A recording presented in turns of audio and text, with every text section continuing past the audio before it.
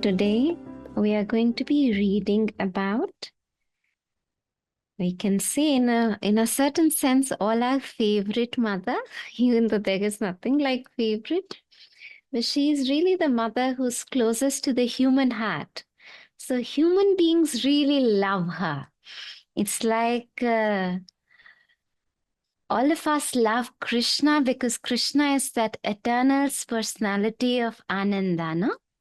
So Mahalakshmi is that love, joy, beauty. So this is one aspect of the mother that all of humanity, unless, somebody is really perverse and crude and gross, most of the human beings will,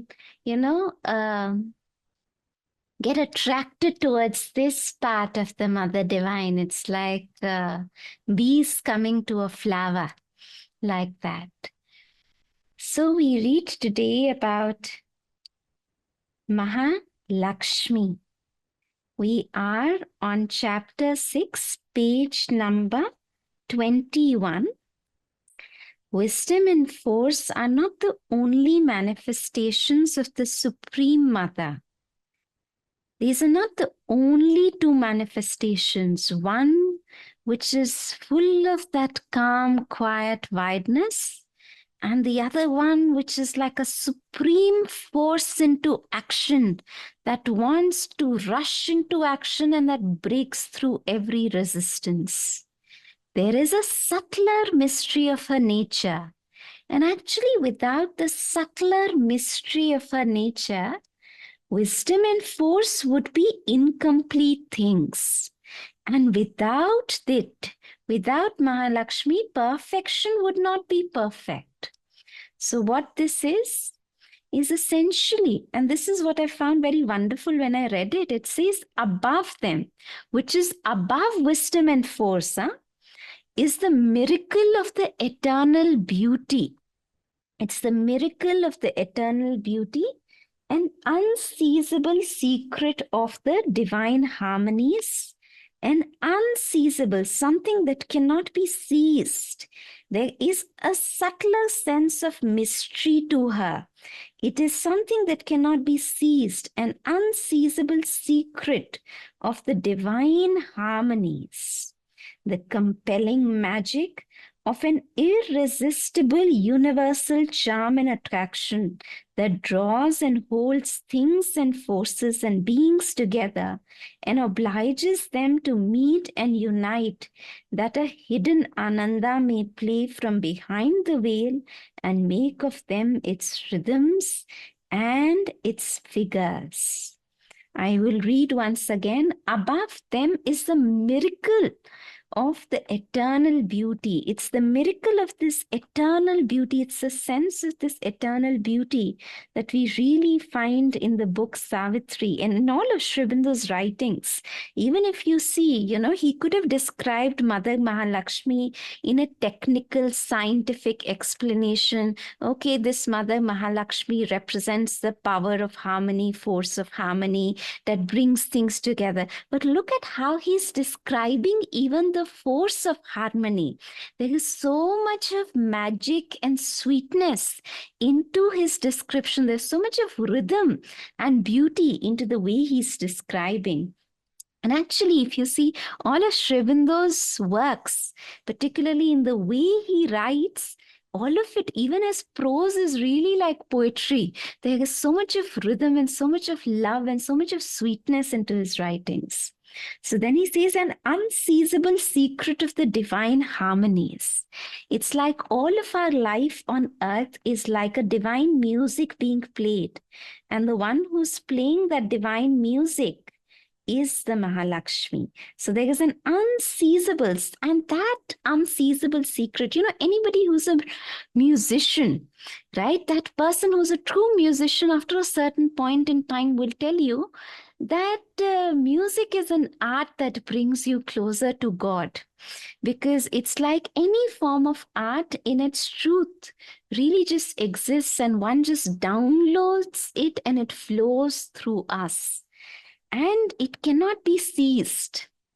we can come up with, when it comes to any form of art, be it Kathak, be it any form of art, we can come up with some structure, some container that allows us to make sense of how to play an instrument, how to sing, how to dance. But all of that structure is only a container. The truth of dancing, the truth of music, the truth of any form of art cannot be seized. There is a sense of mystery to music. There is a sense of mystery to all of art. And that is because it comes from Mahalakshmi, who is an unseizable secret, who has an unseizable secret of the divine harmonies, the compelling magic of an irresistible universal charm. So really, this mother really brings a compelling magic of an irresistible universal charm. It really reminds me, there is, I don't know if you watched, there is a cartoon series on the little Krishna. And there's a little scene in that thing, and Krishna is sitting and playing his flute. And all the birds and the cows and animals and the girls and women and men, everybody just come drawn to him, that little cute little baby sitting and playing flute. And that is really the compelling magic of an irresistible universal charm. So this is the mother that brings that universal sense of charm, that everybody becomes attracted towards her. And an attraction that draws and holds things and forces and beings together. This is such an important line.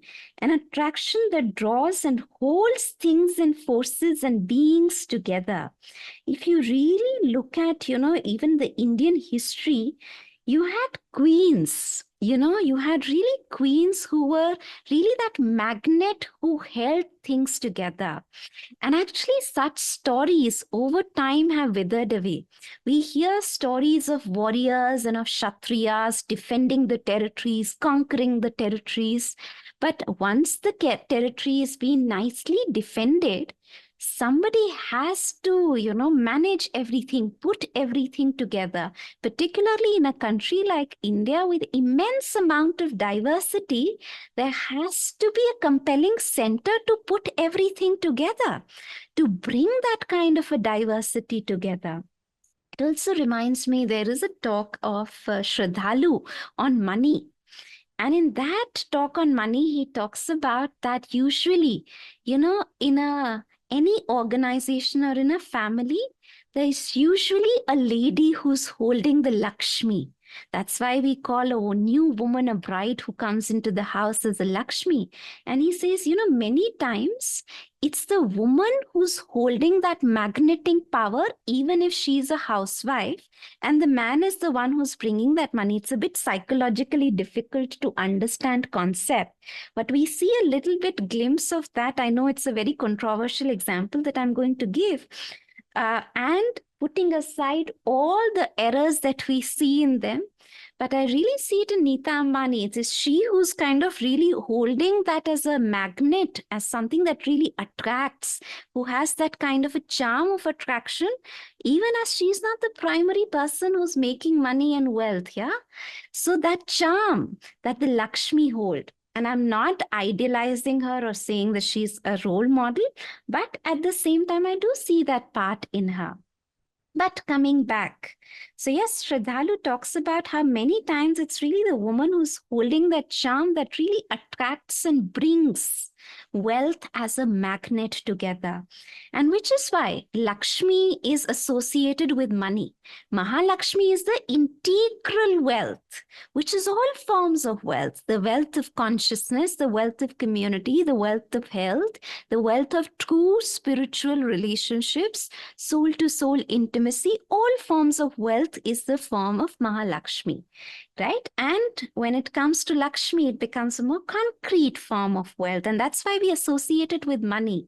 But nowadays, money has become so commercialized that even when we think and talk about money, we don't want to associate it with any form of goddess.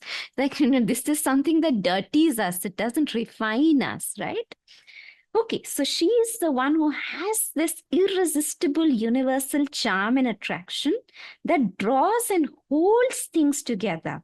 This is one of the powers of Mahalakshmi, that she holds things together. She holds things together. She brings things together. Now, these are two contradictory movements. In Mahakali, you see a certain sense of destruction, which is truly speaking a transformation, which breaks through things, which breaks through the karmic knots of the past, which really makes you take a stride towards the future. And on the other hand, you have the force of Mahalakshmi, right? Which keeps things in place, which holds things together, which binds things together. And truly speaking, she binds it together with the power of love. That is her true charm. It's through that intoxicating power of love that she brings and keeps things together, no matter how disparate or opposite that they are, and forces and beings together, and obliges them to meet and unite that are hidden ananda, and obliges. So she is powerful. She obliges them to meet and unite with a hidden ananda, may play from behind the veil and make of them its rhythms and figures. It's like, I'll tell you, think about, a boss coming and telling you, do this, do that, you should do this, you should do that. And you will rebel, you will resist. But think about a very, very sweet lady coming and tell you, do this, do that. Yes, yes, yes, yes, yes. Then you will do, right? Because it's that sweetness and that attraction that you're like, if she says we will do. It's like our favorite teacher in school, no? Okay, Rachna ma'am, when she said it, we will do homework. But Sanjay sir, when he said it, no, no, no. Maybe they are both saying the same thing, but when it comes with sweetness, we as human beings can receive it much better. And it's through her sweetness and love that she obliges us to meet and unite, that a hidden ananda, a certain sense of wherever there is the presence of Mahalakshmi, wherever there is the presence of Lakshmi in any house, you will see a certain rhythm, a certain harmony. There is, even when you feel and sense a certain presence of Mahalakshmi in your life altogether, you will begin to perceive there is a hidden sense of bliss. It's not a sense of bliss like, you're getting overwhelmed with a sense of bliss. Not that kind of sense of bliss. It's like a certain meditative music is at play. A certain Krishna's flute is at play throughout your journey of life. And it's just at play. And it is the one that is dictating the movements and the rhythms of your life. This is the power of Mahalakshmi, and there is no aspect of the divine Shakti more attractive to the human heart of embodied beings. So this is the Mother Divine, who is the closest to our hearts as human beings, because we are all really, even as we possess all these adult bodies and we know how to keep things together, we are all really babies. So we all really like this particular dimension of the mother. It's a bit like, in all the different workshops that we do, and we basically don't cater to school students, we only cater to adults, right? But we have these little activities where you have to tell what was your favorite flower as a child, what was your favorite Diwali sweet. The reason why we intersperse our courses and these modules with these things, which may not be rational at all, like we are nowadays collaborating with another institution who is very logical and rational and systematic. And I was just telling them, and they wanted to bring integral education within their learning management system. And I said, no, flowers and smileys are very important. But then they were like, the professional look and feel will go away and all the rest of it. We are dealing with adults. We're not dealing with children. And I was like, no, my dear, we are all dealing with children only. And all children like flowers, all children like toffees, all children like these sweet, sweet little things. All children like to be wished happy birthday. And all children like to tell, oh, this is my favorite color, this is my favorite song, this is my favorite flower. Right? And they were asking, oh, what is the learning outcome of this module? Why are you asking their favorite song and all the rest of it? And I was like, it is for the joy of them sharing the favorite song. There does not have to be a reason behind it. So yes, this is the part of the Mother Divine which is the closest to the heart of the embodied beings, and it brings out that child within us. And that child within us is full of happiness and carefree. And this child really loves these sweet, sweet little things. I'm reminded of another example. I had a student, and we had a very beautiful working partnership as a volunteer for a really long period of time. And it was a sharing circle which was going on. And, he was sharing something about me. And later on, I had a conversation with him about it. And he was sharing, all the little times with him, I had been sweet and loving towards him.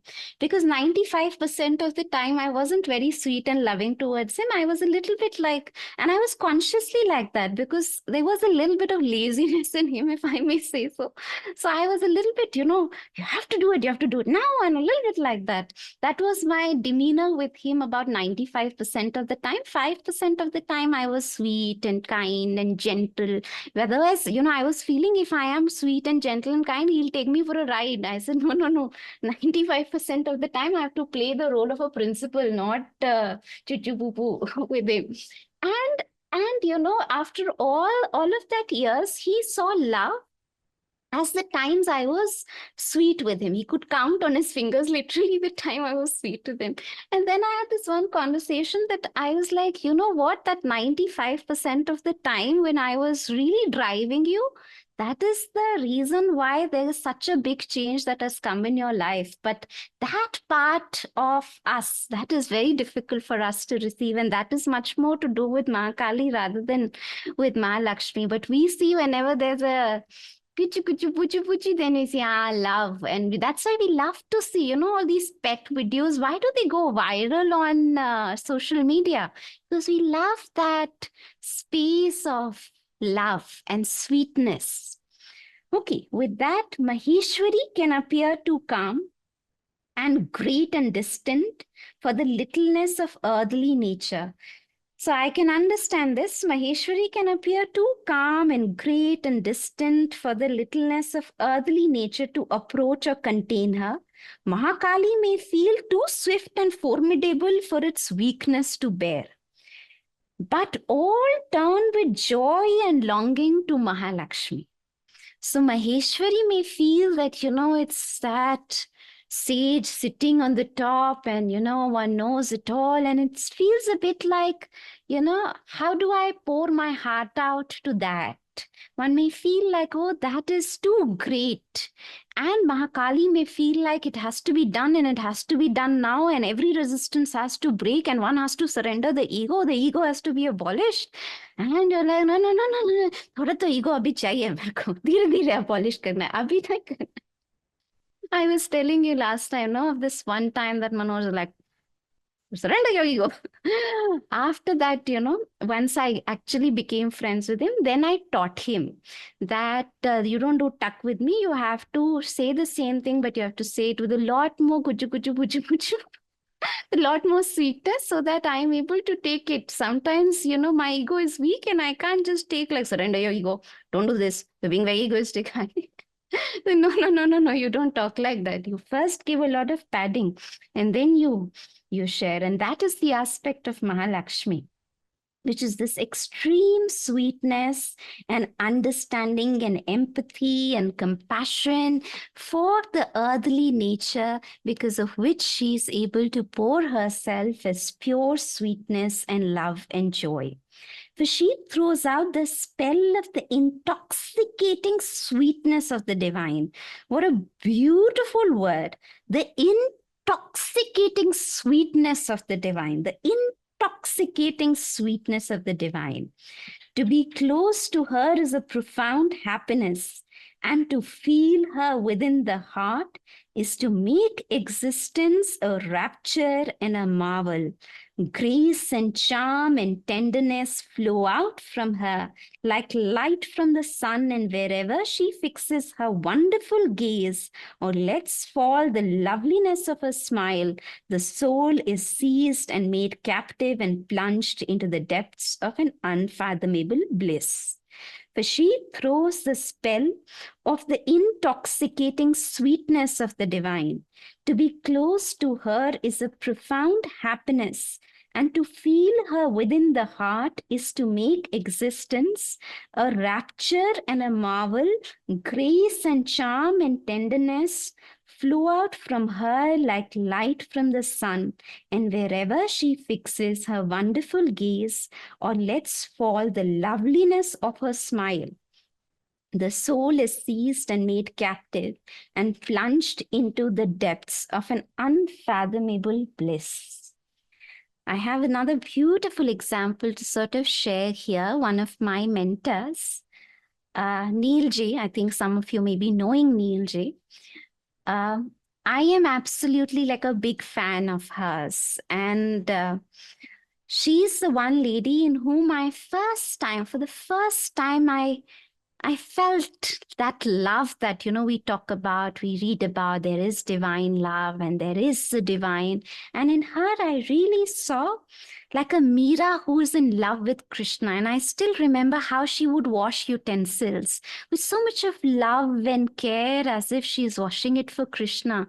And at that time, I had a very intellectual mind. I was just coming from Oxford and I was like, this is such a mundane task. One can just give it to somebody else. And I had all those kind of notions of efficiency. This is inefficient.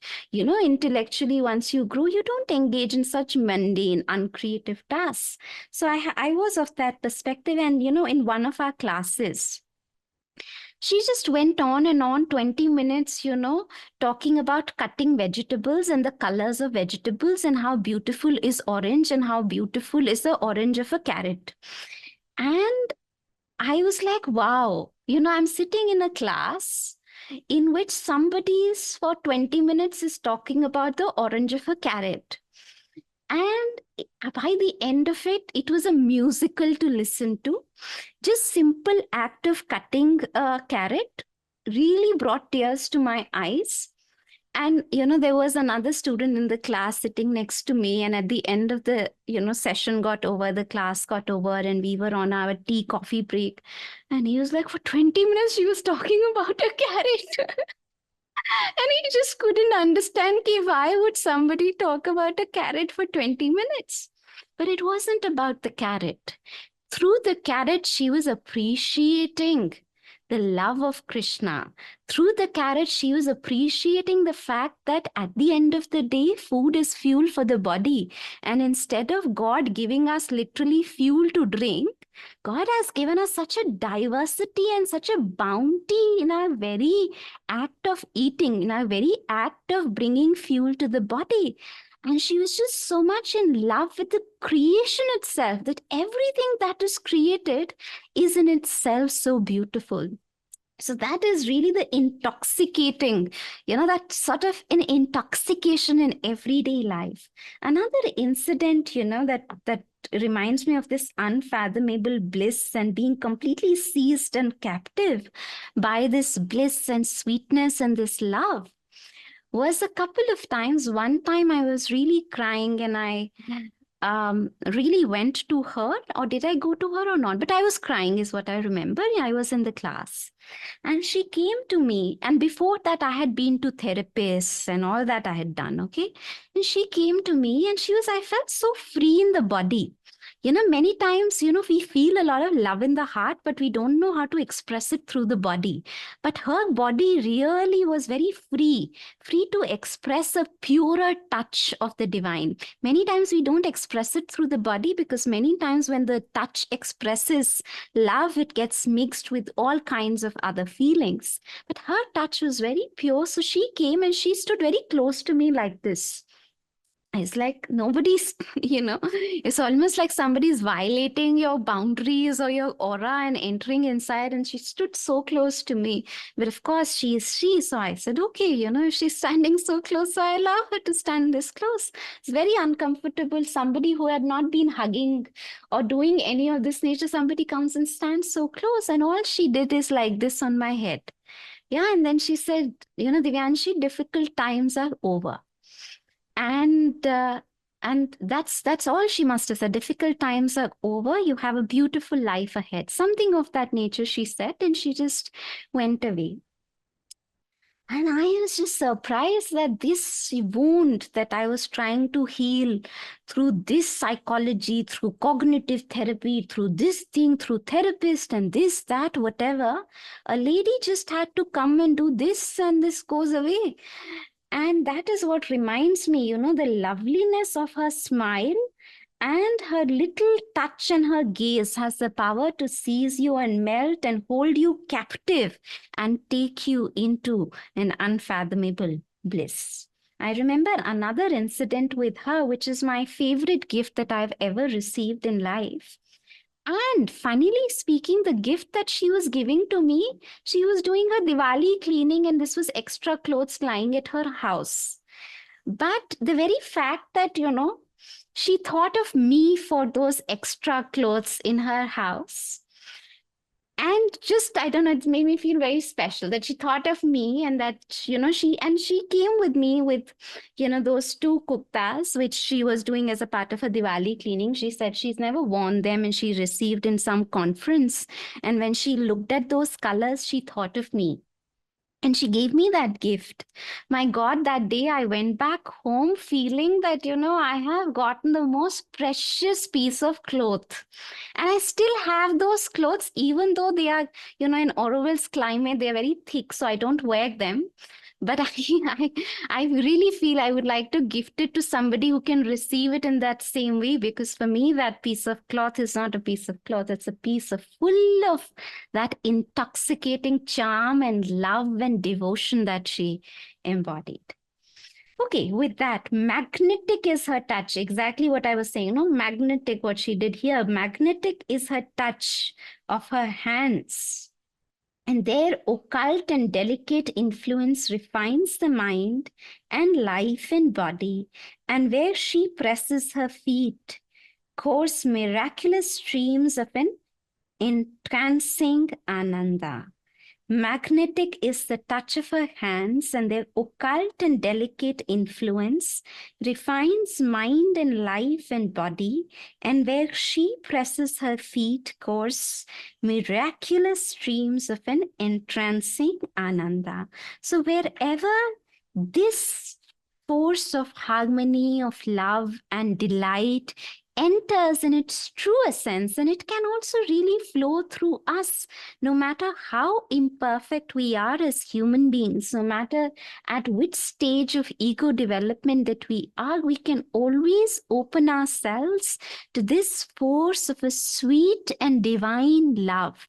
And the way we can open ourselves to this very sweet and divine love is by tuning into that one part of our being which is completely unselfish, which does not have an agenda, which purely and only sees the divine in all and wants to give oneself to the divine in all. The more we begin to open to that part of being, which is naturally empathetic, naturally compassionate, naturally loving, which is naturally able to tune into a higher and deeper love, and through that bring about a harmony into life, the more we will be able to receive the power and the force of Mahalakshmi. Now, the important thing comes on page number 22. Now, all of this great, on the path of sadhana, how wonderful it will be to sit in the lap of Mahalakshmi and sail through life. That will be so wonderful, so magical. Life will be like a, poetry being sung by a Sufi poet, right? But this is where the challenge is. This is where the precondition is. It's not like it will come in any house. Nowadays on Instagram, I've seen some of the videos around Diwali, which is dirty utensils in the sink means Lakshmi will not come into your house. And I was like, good way of illustrating the point to humanity. I know it is a little bit too generic to kind of do it like that, but at the same time, kind of it is representing. Now think about it, just like our house has spaces, inside of us also has different spaces. So if in our heart we have kept dirty utensils for years altogether, Anupama 4 years ago hurt me, but I have still mulled over it. Anupama must have done so much of goodness towards me over the years, in the last 10 years of me knowing Anupama. But 4 years ago, what she did, what she said, I have played that CD again and again, and I have kept it as a grudge against her. So what is it? Isn't it a dirty utensil inside? Dirty utensil inside, Lakshmi outside. Okay, that is a good principle to remember. Yeah. So this is where the real story comes. All of us would love to have the magnetic touch of the Mother Divine, our life being led, and it is manifesting as a harmonious symphony. There is no struggle, there is no suffering, there is delight, and there is love. And it's a divine harmony, a divine symphony, as if you're sailing through on the hand of Krishna. Ideal. You would love it. I would love it. Sleeping in the lap of the mother, sailing through life, making progress. Everything is wonderfully happening. Now, this is where the crux is. Now, he says, and yet it is not easy to meet the demand of this enchanting power or to keep her presence. It's not easy. It's not easy to hold this force. I think one of the things, my mentors often used to say is, you have to prepare your adhara. You have to prepare your adhara. You have to prepare your body, mind, emotions, everything. You have to prepare your adhara for the day of the God. You have to prepare your adhara because the day that golden shower of the divine grace actually comes to you. The divine Shakti actually begins to manifest through you. If you've not prepared your body, if it is not strong or plastic enough, if your mind does not have a sense of discernment and concentration, if your emotions do not have a sense of purity and a sense of love, if your impulses do not have a sense of concentration and a sense of aesthetics, when the Mother Divine, whether it is as Maheshwari, Mahakali, Mahalakshmi, or as Mahasaraswati, when the force of the Divine Mother comes and actually begins to take hold of you as an instrument, you will wither it away. You will not be able to keep her presence because you are not ready to receive the force. So it's actually as easy as it sounds. It's actually extremely, out of all 4 powers of the mother, as a human instrument, she is actually the most difficult for human beings to keep. We all want her. If you go to any family, what do you want? You want harmony. What do you want? You want love. What do you want? You want a sense of happiness. And what do we not have? The exact same thing. So it's the most difficult to actually keep this presence, which is the presence of that sweet, intoxicating charm and harmony born out of an overwhelming sense of love. Now, what does she demand? She demands harmony and beauty of the mind and soul, then harmony and beauty of the thoughts and feelings, then harmony and beauty in every outward act and movement, and harmony and beauty of life and surroundings. This is the demand of Mahalakshmi, and it is quite a demand. It is an all-encompassing demand. So it's not saying it is good enough that you have a golden heart and you forget about your physical surroundings. No. Even that is not okay with her. Every part of your physical surrounding also has to be full of beauty and harmony. So even in the spaces where you live, you have to infuse it with love. And even on the inside, let's say, you learn to create beautiful ikebana and beautiful flowers and flowers in ugly and do a beautiful house. But what about then the inner house? Is there harmony and beauty in the mind? Is there harmony and beauty in the thoughts and feelings? And many times, as people on the spiritual path, if we think bad about another person or angry about another person, then we recognize this is unharmonious, this is not beautiful. But what about the times when you're thinking negative in general or about yourself? When you're thinking negatively about the circumstance or in a helpless manner about the circumstance. Let's say even if you're caught up in a situation in which, there is an oppression by a dictator, even in that situation, can one have harmony and beauty of thought instead of complaining about the situation? And that is the difficult part. These are the little details. It's like mother says that, she says it in the context of the ashram, that sadhaks in the ashram many times are able to make the larger choices of life from a deeper part of being. But when it comes to these detailed choices of life, the sadhana, as it goes deeper and deeper, it has to percolate in the simple little things that we take it for granted. We take it for granted that, if a person is being aggressive, we have a right to complain. It's not about that fact that whether you have a right to complain about it or not a right to complain about it. You really have to see what is the reality that you want to manifest, because you truly create the reality that you truly hold in your energetic configuration of being. So yes, she demands a harmony and beauty of the mind, soul, thoughts, feelings, outward act and movement, and life and surroundings. If this much effort we are willing to make, then she is willing to come. Where there is affinity to the rhythms of secret world bliss and response to the call of the all beautiful and concord and unity and the glad flow of many lives turned towards the divine, in that atmosphere she consents to abide. What a beautiful line. Where there is an affinity to the rhythms of the secret world bliss, understanding that no matter what is happening in one's life, behind everything there is a secret world bliss. And the moment we begin to respond to the call of the all beautiful, everything in nature seeks to be beautiful. Everything in nature seeks to be beautiful. In science, they begin with teaching you these are animate and this is inanimate. But even that which is inanimate is an expression of the divine that is seeking to be beautiful.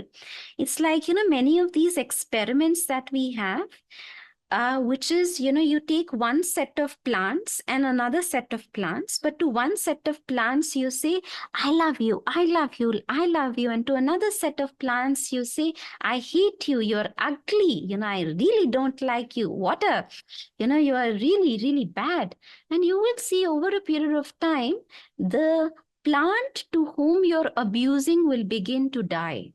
And the plant that you're saying, I love you, I love you, I love you, will begin to glow.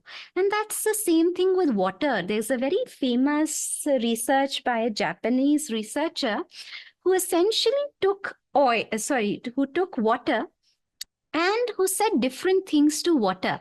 In India, we've always had the knowledge of the vibrations getting, stored in water, which is why, we charge water and 70% of our body is water. So we really consider water very sacred. But he did it in a scientific manner in which when water was told you're ugly, then water converted itself into ugly looking crystals and particles. But when water was told that, my dear water, you're so beautiful, then water converted itself into very beautiful structures.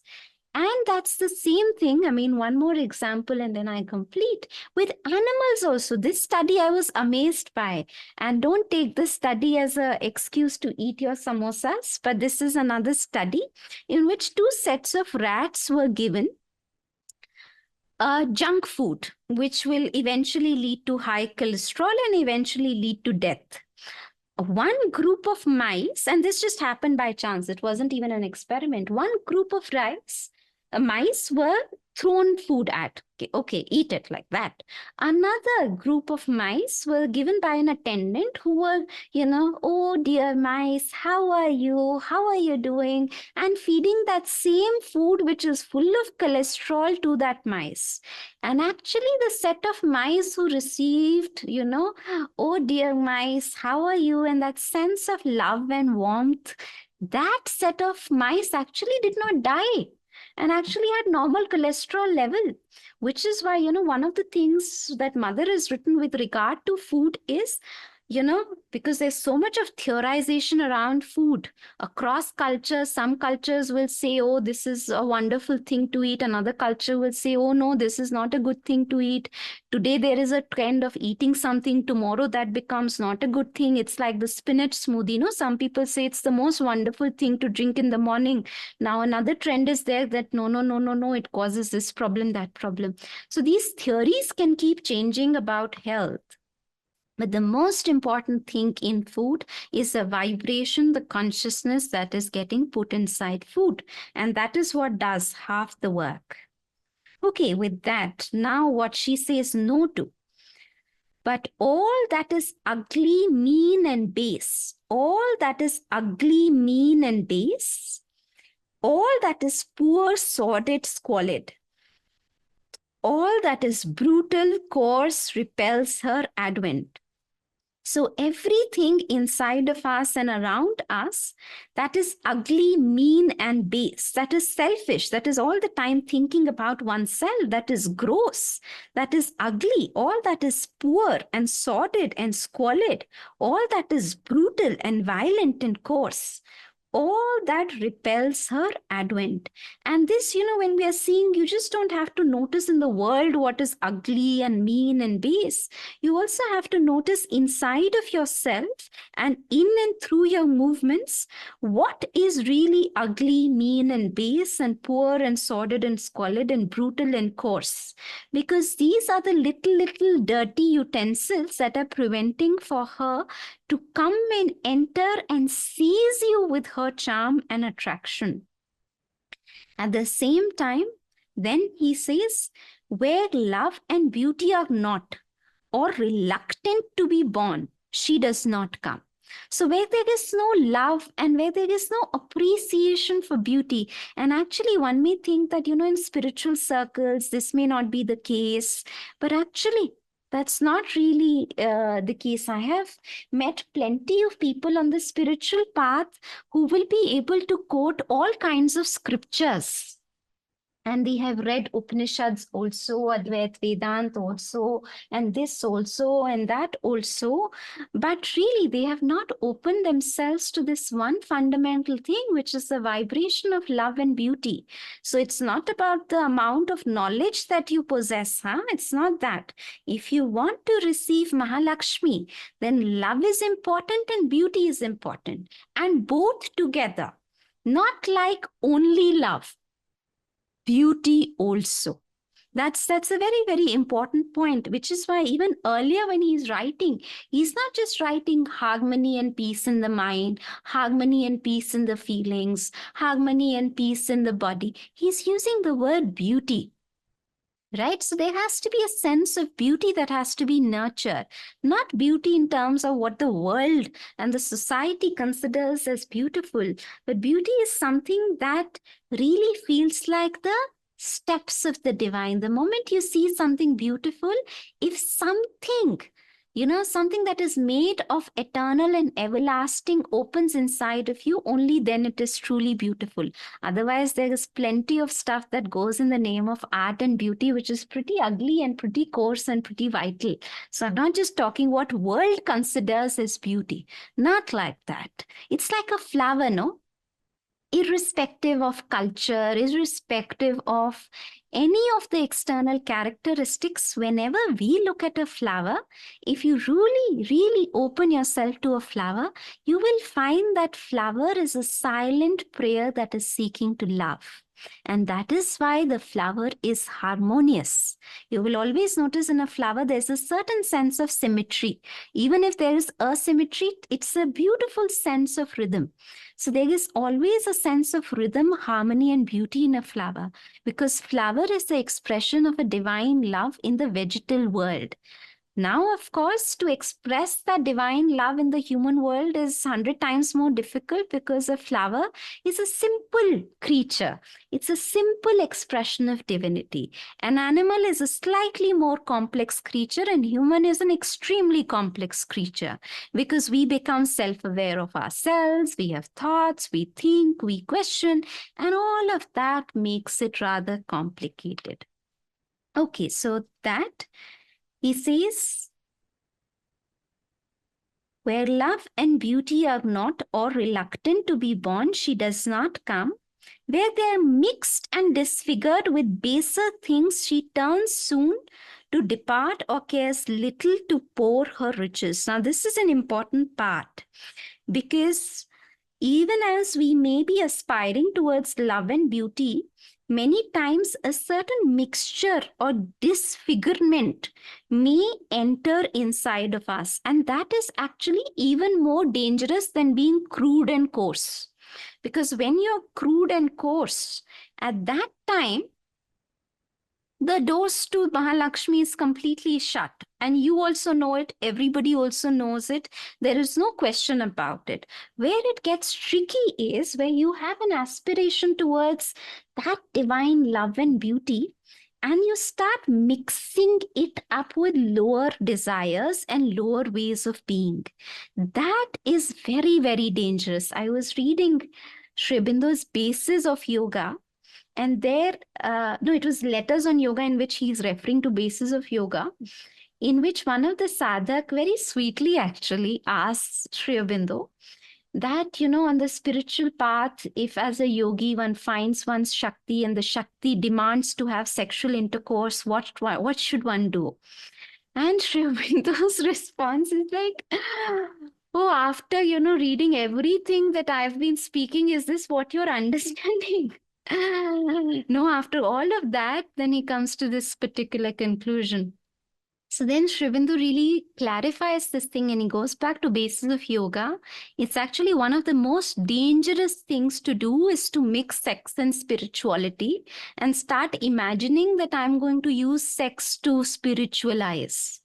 That is even more dangerous. And that, believe me, is more dangerous than a crude obscenity. Even the person engaging in crude obscenity is safer than the being who's aspiring for a higher kind of love and fooling himself that I'm using sex in order, or cruder fulfillment of desires in order for me to attain the divine. If you get into any of those kinds of fantasies, that is even dangerous. Then better to be an ordinary individual who has nothing to do with divine or yoga, and then you do whatever you like to do. But this can be really, really crazy, even for you and for the others, both. Okay, with that, if she finds herself in men's hearts surrounded with selfishness and hatred and jealousy and malignance and envy and strife, if treachery and greed and ingratitude are mixed in the sacred chalice, if grossness of passion and unrefined desires degrade devotion. That's what I'm saying, no? If grossness of passion and unrefined desires degrade devotion, in such hearts, the gracious and beautiful goddess will not linger.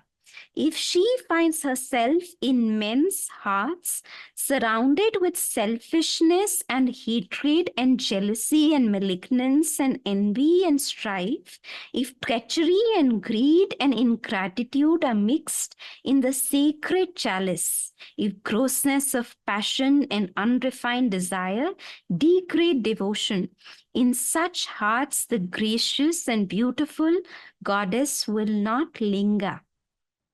And that is another thing, no? Many times we envisage, oh, this person is on the path of spirituality, so this person should always behave with us in a nice, sweet, polite manner.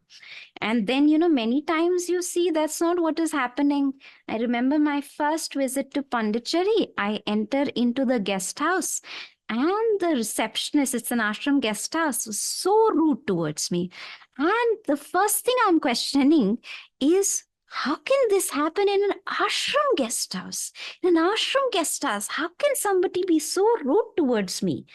And we wonder that, how can this be? Of course, I also now in retrospect see that that was only a test for my ego, and you're tested, before, you're really let into that field of Mahalakshmi that exists in Pondicherry. So before you're let into that Mother Ocean's love that exists in Pondicherry, you have to go through some of these obstacles, right? So yes, wherever Mahalakshmi finds there is selfishness, hatred, jealousy, malignance, ingratitude, there's greed, there is treachery, and especially when it is mixed in the sacred life. That is an important point. That is a very, very important point, because think about it. One is that, you have, let's say, a dirty, muddy pool of things, right? Another is when we are doing a yagna, and we are doing the the shringar of the Devi and the goddess in the temple, and within that we start bringing the muck and the mud within the temple. That's even more dangerous. That's even more sad. So when it is mixed, when it is mixed with sacred life, then it is even more dangerous. To give a practical example, and I've actually seen people going in this direction, and the most good-hearted people, I'm not even talking about, certain potheads here. I'm talking about even some of the most good-hearted people making this mistake in which, one brings one's own sense of greed in the divine's work. And that's actually even worse than being a greedy businessman in the outside world.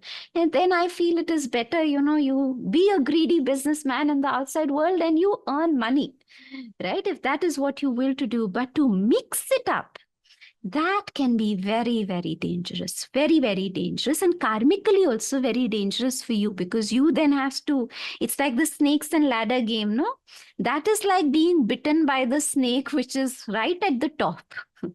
You better, play at the bottom, and you play at that level. But if you're going to go to that level and you're going to experiment with things like this, then it's like a bigger snake that will bring you even lower to the ordinary common folks. So a divine disgust seizes upon her and she withdraws, for she's not the one insists or strives. Now, this is one of the key characteristics of the psychic and of our souls and of Mahalakshmi.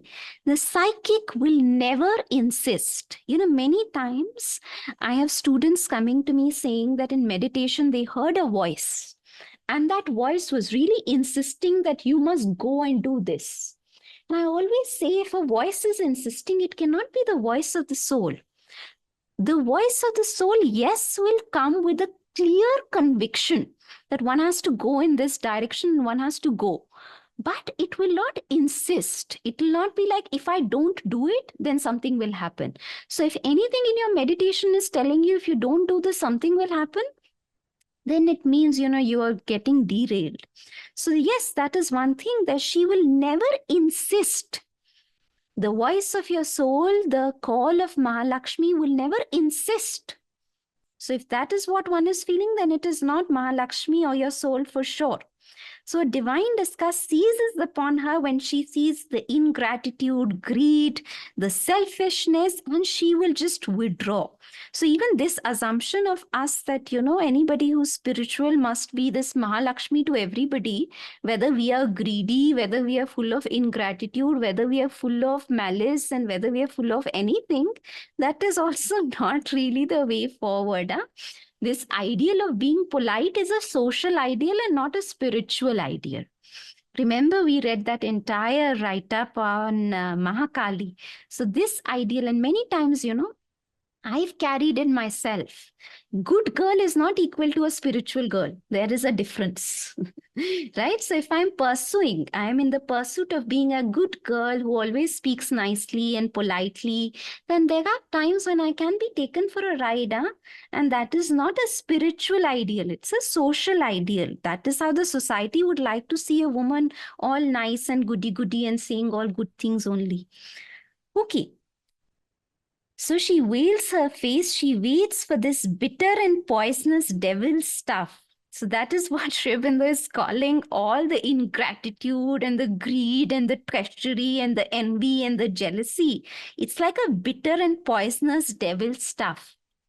And that is what one has to see, how one has to see it within oneself. Like one thing, if Sri Aurobindo is insisting again and again, each time you find inside of yourself, let's say you saw inside of yourself and you saw, I was being a little bit selfish there.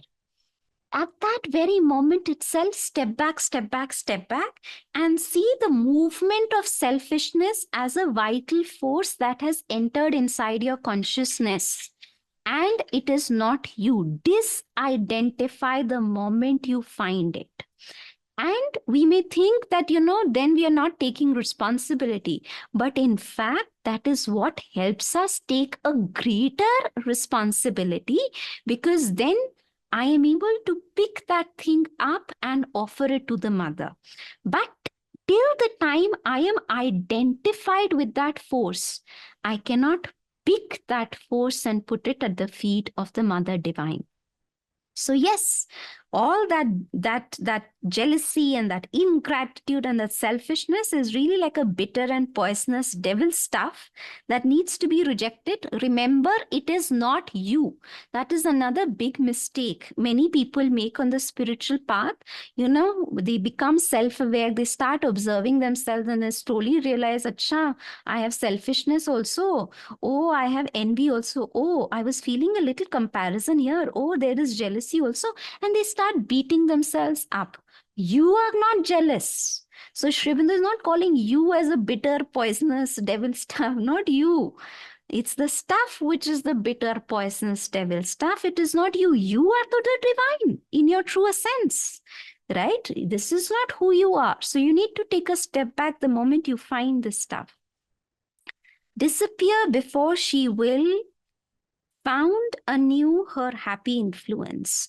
So, if she comes in your life and you act very proud, and when you're not able to understand that this is a kind of wealth. Now, this is another very important thing. I've seen that, sadly, because we live in the age of commercialism, where there's money, we can see wealth is there, right?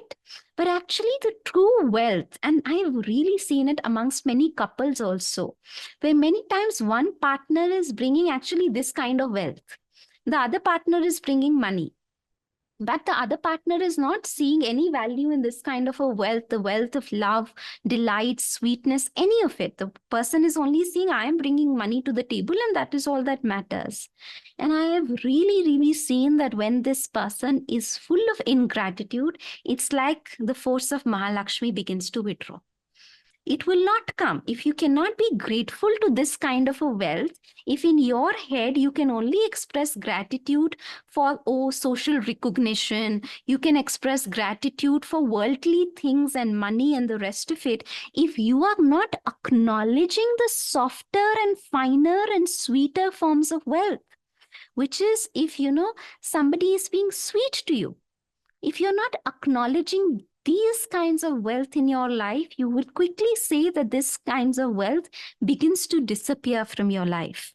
And she will find her new happy place, her new place where she will give her happy influence. Ascetic bareness and harshness are not pleasing to her, nor the suppression of heart's deeper emotions and the rigid suppression of the soul's and life's parts of beauty. So this part of the Divine Mother actually does not like a very bare living. She's the queen. The way I imagine, Mahalakshmi is really like she's a queen. We have all these beautiful caricatures in the Indian tradition where we put all the gold on the Mother Divine. She's wearing all the jewelry, right? She's wearing all the beautiful stones. And there's one quotation by the Mother where she says, gold is one color that must only be used for the divine. And actually, we use it for 99.9% of the times, particularly in India, where gold is very famous. I wouldn't say for very divine purposes. It's for one's own vanity, how I look, not as a consecration to the Mother Divine. No. So, yes, on one hand, that is also which causes a divine disgust in this mother.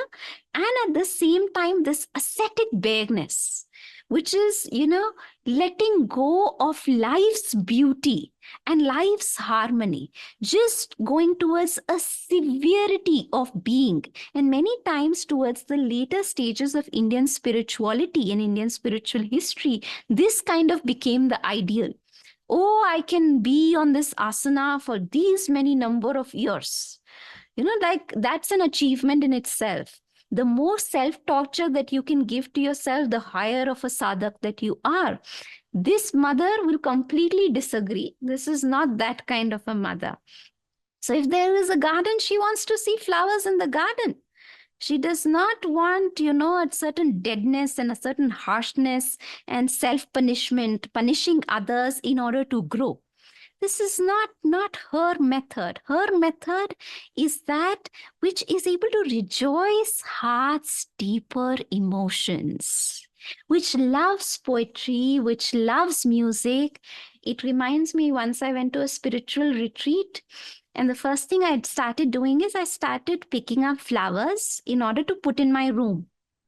The room was a little dirty. So first thing I did, cleaning of the room. And then I put these flowers in the room. And one of the volunteers came and said, flowers will distract you from the presence of the divine. So please give them to me. I will throw it out. And I was just reminded of this line from the book. It was really like somebody hit my core value like anything. I said, how can you say flowers will take me away from silence? Flowers is what takes me to silence, and you don't say like that. So yes, ascetic bareness and harshness and all of this theorization that, letting, and this is also understandable because many times beauty, color, and women have been a problem in the lives of yogis who wanted to attain the divine. So you shun women, you shun colors, you wear white or you wear bhagwa, you shun flowers, you shun beauty, because also, if you look at beauty also, it has become so gross, no? One of the biggest food and beauty, the biggest industries in the world, and absolutely crass. Nowadays, there is still things are getting better. At least I would like to believe like that. But just a few years back, about a decade back, I was just, seeing and, thinking to myself, ki, all I want is a very simple piece of clothing. And I just cannot find like a very simple piece of clothing. There's everything out there in the market. But if I want a very simple piece of clothing, why is that so difficult to buy?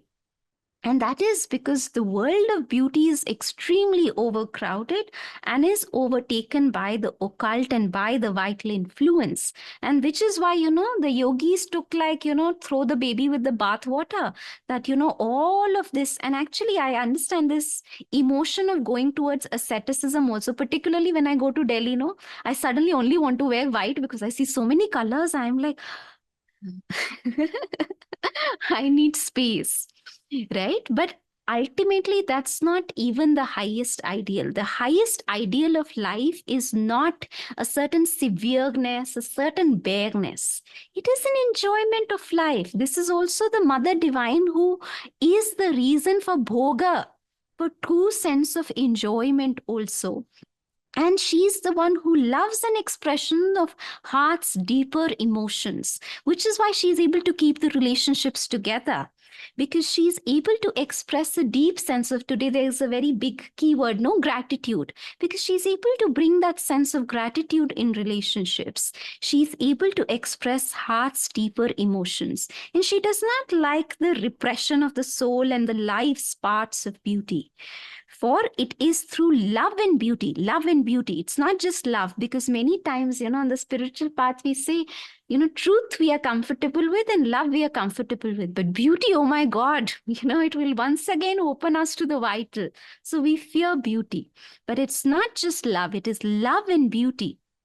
Love which brings a goodwill for all, a oneness with all, an overwhelming sense of unity with all, and beauty which brings a certain sense of aesthetic delight and sacredness in everything that gets created, that through that Mahalakshmi lays on men the yoke of the divine.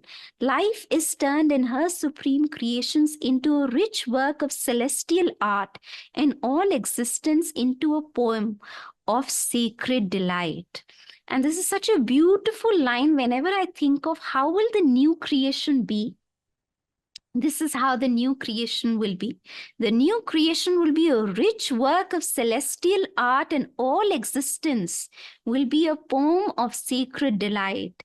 The world's riches are brought together and concerted for a supreme order. That's another role and work of Mahalakshmi, because she is truly the one who's presiding over wealth. And she's the one who wants to bring all kinds of wealth together. She's the one who wants to bring all kinds of wealth together and put it at the service of the divine's work. And even the simplest and the commonest things are made wonderful by her intuition of unity and her breath of the spirit. Remember the example of washing utensils by Neji? Such a simple thing. But just because she's feeling that unity with Krishna, that very act becomes such a beautiful, sacred delight. Admitted to the heart, she lifts wisdom to pinnacles of wonder and reveals to it the mystic secrets of the ecstasy that surpasses all knowledge.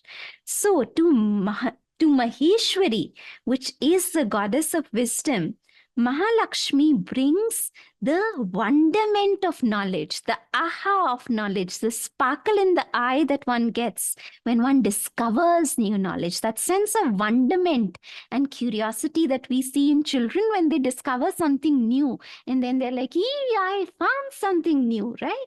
So this is the part of the mother when she's combined with Maheshwari. She brings that sense of wonderment and ecstasy in all knowledge. She meets devotion with the passionate attraction of the divine, teaches to strengthen forth the rhythm that keeps the might of their acts harmonious. So if harmony is not there with strength and force, human beings cannot withstand it for a long period of time. They tend to burn out. They tend to not be able to not be able to receive that force. And which is why when strength meets with the mother of harmony, that is when strength and force learns the rhythm that is required to keep that force sustained for a long period of time and in the right measure. And she is the one who casts on perfection the charm that makes it endure forever.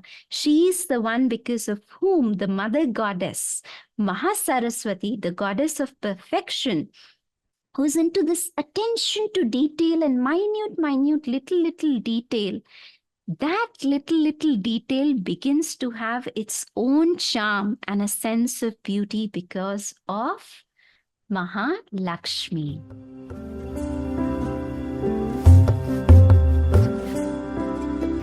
I hope you found the video to be useful. If you would like to continue your journey with us, if you would like to help us support you in your journey, click on the link below and join us for a 2.5-hour signature masterclass called the Awakening Karmayogi Workshop, where we run you through the fundamental stages of awakening to become a Karmayogi, to be peaceful inside and successful outside.